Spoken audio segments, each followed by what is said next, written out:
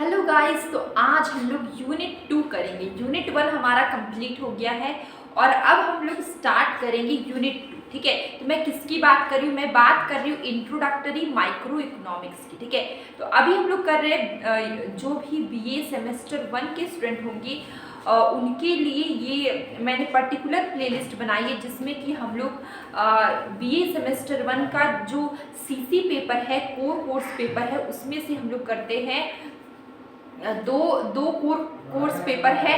तो अभी हम लोग CC1 कर रहे हैं जिसमें हम लोग कर रहे हैं डिमांड। ठीक है, तो डिमांड देखिए ये आपका यूनिट 2 में आता है। डिमांड किस में आता है? आपका यूनिट 2। हमारा यूनिट 1 कंप्लीट हो चुका है, तो चलिए अब हम लोग यूनिट 2 स्टार्ट करते हैं। और देखिए डिमांड क्या है ये हम लोग बहुत बार पढ़ चुके हैं, लेकिन पर्टिकुलर ये वीडियो को मैं इसी प्लेलिस्ट में रखूंगी ताकि आप सीरियल वाइज पढ़ाई करें। यूनिट 1 हमारा कंप्लीट हो गया, अब हम लोग यूनिट 2 करेंगे, फिर 3 करेंगे, 4 करेंगे, ऐसे करके हम लोग सारे यूनिट कंप्लीट करेंगे। ठीक है, ताकि जो सेमेस्टर वाले स्टूडेंट हैं उनको कोई भी प्रॉब्लम ना आए। तो देखिए अगर हम बात करें डिमांड, ठीक है, तो अभी जो भी स्टूडेंट हैं जो कि क्लास 12th में अलग अलग सब्जेक्ट लेकर आप बीए में आते हैं और इकोनॉमिक्स ले लेते हैं, उनके लिए डिमांड काफ़ी नया होता है। तो हम लोग क्या करेंगे कि हम लोग इसको एकदम बेसिक लेवल में जानेंगे, ऐसे जानेंगे कि जिनको कुछ भी नहीं पता वो भी इस टॉपिक को अच्छे से समझ पाएँ। ठीक है, क्योंकि कोई मैथ लेके आए हैं, कोई साइंस वाले बीए इकोनॉमिक्स ऑनर्स में आ गए हैं, मतलब अलग अलग सब्जेक्ट से आए हुए, कोई आर्ट्स वाले आए हैं जिन्होंने कभी इकोनॉमिक्स ना पढ़ा हो 11th-12th में, ऐसे स्टूडेंट्स आए उनके लिए माइक्रो इकोनॉमिक्स एकदम से नया है। तो हम लोग एकदम बेसिक लेवल में पढ़ेंगे ताकि सबको समझ में आए। ठीक है, तो देखिए बहुत इजी है।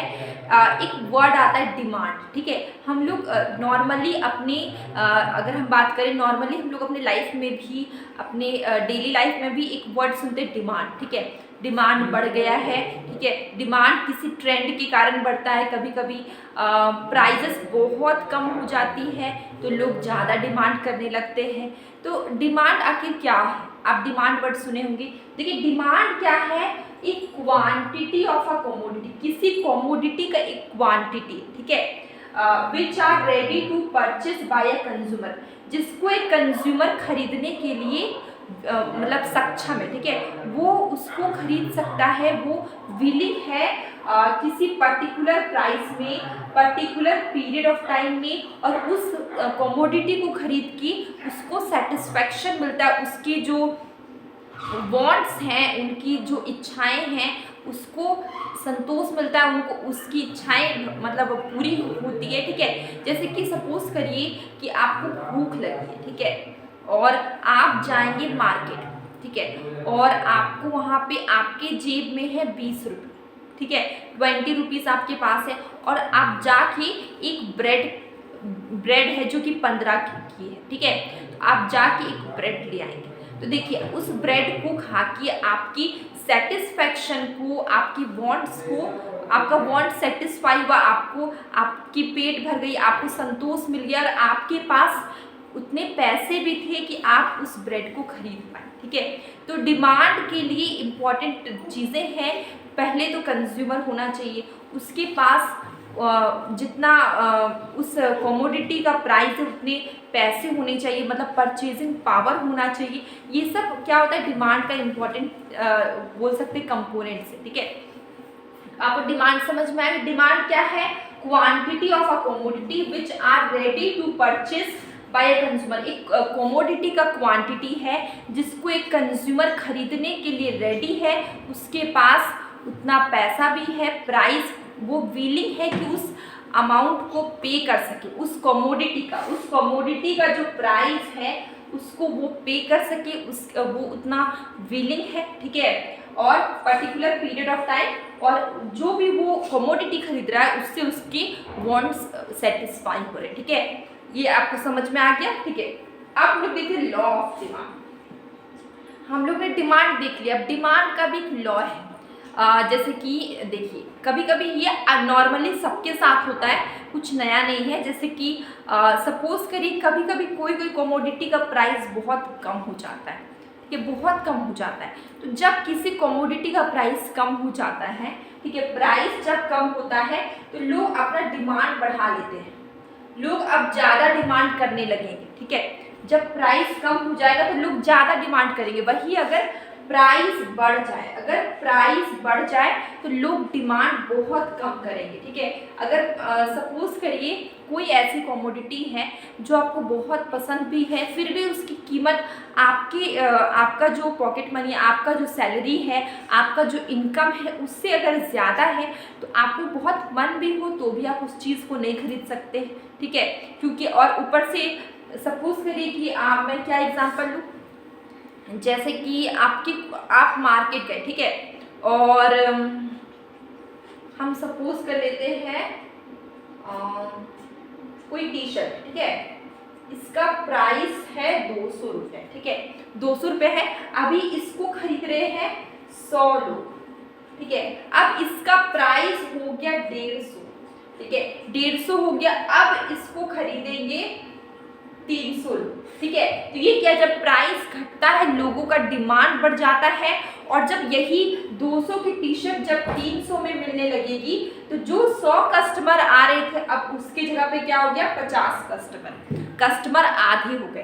तो जब कीमत बढ़ती है तो लोग अपना जो डिमांड है, मांग है, उसको कम कर देते हैं, और जब कीमत अगर प्राइस घट जाती है तो लोग ज़्यादा डिमांड करते हैं। यही चीज़ है आपका लॉ ऑफ डिमांड, ठीक है। लॉ ऑफ डिमांड क्या है, हायर द प्राइस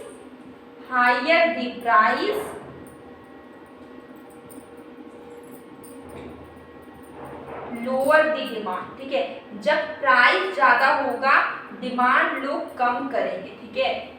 मैं ऐसे लिख सकती हूँ, higher the price lower the demand, ठीक है, lower the price higher the demand, ठीक है।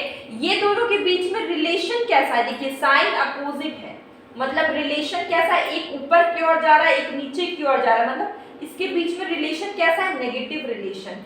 कैसा रिलेशन, नेगेटिव रिलेशन बोलिए, इनवर्स रिलेशन बोलिए, अपोजिट रिलेशन बोलिए, बात एक ही, ठीक है। तो देखिए एक का साइन ऊपर है, एक का साइन नीचे, मतलब ये दोनों के बीच में कैसा रिलेशन है, नेगेटिव रिलेशन है, ठीक है। तो वही चीज जो मैंने समझाया यहाँ पे मैंने बुक की लैंग्वेज में लिखा है, other thing remaining the same if the price of a commodity increase there its demand tends to decrease, मतलब प्राइस बढ़ेगा डिमांड घटेगा एंड वाइस वर्सा, ठीक है। इसका जस्ट अपोजिट होगा। लॉ ऑफ डिमांड क्या है, inverse relationship between price and demand. यहाँ तक आपको समझ में आ गई होगी। मैंने एक छोटा सा शेड्यूल बना दिया, देखिए प्राइस को मैंने बढ़ा दिया है, डिमांड को मैंने घटा दी, देखिए 1 2 3 4 जैसे जैसे प्राइस बढ़ रही डिमांड देखिए घट रहा है, ठीक है। अब देखिए इसका जो डायग्राम होगा, एक्स एक्सिस में क्वांटिटी, वाई एक्सिस में प्राइस, आप देख सकते हैं डिमांड आपको क्या है, डाउनवर्ड स्लोपिंग है। डाउनवर्ड स्लोपिंग क्यों है, क्योंकि इनवर्स रिलेशन होता है प्राइस और क्वांटिटी डिमांड के बीच में। कैसा रिलेशन है, नेगेटिव रिलेशन है, इसलिए ये जो डिमांड कर्व होता है ये कैसा होता है, ये देखिए डाउनवर्ड स्लोपिंग होता है। तो आज हम लोग बस थोड़ा थोड़ा करके इकोनॉमिक्स को जानेंगे, ताकि जो एकदम न्यू स्टूडेंट हैं जिन्होंने कभी नहीं पढ़ा है उनको ऐसा ना लगे कि बहुत डिफ़िकल्ट है, बहुत नए नए वर्ड्स आ गए, नए नए टर्म्स आ गए, एकदम से सब कुछ बदल गया, ऐसा नहीं लगे। थोड़ा थोड़ा करके हम लोग पढ़ेंगे ताकि न्यू जो स्टूडेंट्स हैं उनको भी कोई प्रॉब्लम ना हो, और जो पहले से पढ़ चुके हैं, थोड़ा बहुत इकोनॉमिक्स के बारे में जानते हैं, उनके लिए तो बहुत ही आसान है समझना, ठीक है। तो ये हम लोग थोड़ा थोड़ा करके हर दिन हम लोग इकोनॉमिक्स का यूनिट 2 में कुछ यूनिट 2 के जितने भी सिलेबस है उसके कुछ पॉइंट्स, कुछ इसके आगे हम लोग करते जाएंगे। एकदम ईजिली हो जाएगा, आपको कुछ भी पता भी नहीं चलेगा, सब कुछ आपको समझ में आ जाएगा, ठीक है। तो आप इसको नोट किसी कॉपी में करती जाइए, क्योंकि आपका जो फाइनल एग्ज़ाम होगा वहाँ पर आपको लॉन्ग आंसर आएंगे, तो आपको आंसर राइटिंग भी करना होगा, क्योंकि जो बीए के एग्ज़ाम्स होते हैं वहाँ पे लिखने के नंबर मिलते हैं, आप कितने अच्छे से लिख पा रहे हैं, नॉलेज कितना भी हो पर लिखने के लिए आपको सारे पॉइंट्स चाहिए, सारी डेफिनेशंस चाहिए, सारे शेड्यूल और डायग्राम अच्छे से पता होना चाहिए, इसलिए आप इसका नोट भी अच्छे से बनाइए।